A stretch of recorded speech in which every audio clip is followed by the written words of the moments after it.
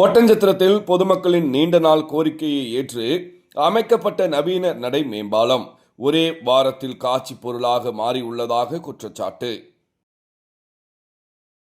திண்டுக்கல் மாவட்டம் ஒட்டன்சத்திரம் நகராட்சிக்குட்பட்ட திண்டுக்கல் சாலையில் தினசரி காய்கறி மார்க்கெட், அரசு மருத்துவமனை, காவல் நிலையம் மற்றும் பேருந்து நிலையம் என எப்போது மக்கள் நடமாட்டம் மிகுந்த பகுதிகள் அமைந்துள்ளன.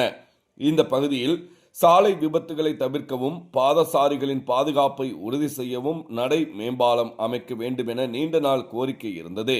இதனை ஏற்று சுமார் 14 கோடி ரூபாய் மதிப்பீட்டில் அதிநவீன வசதிகளுடன் கூடிய நடை மேம்பாலம் அமைக்கப்பட்டு அப்போதைய அமைச்சராக இருந்த சக்கரபாணி அவர்களால் திறந்து வைக்கப்பட்டது.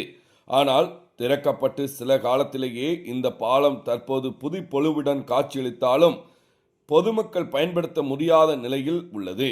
குறிப்பாக இதில் பொருத்தப்பட்டுள்ள எக்ஸ்கலேட்டர் வசதி தற்போது செயல்பாட்டில் இல்லை. பராமரிப்பின்றி முடங்கி கிடக்கும் இந்த எக்ஸ்கலேட்டர் தார்பாய் போட்டு மூடி வைக்கப்பட்டுள்ளது.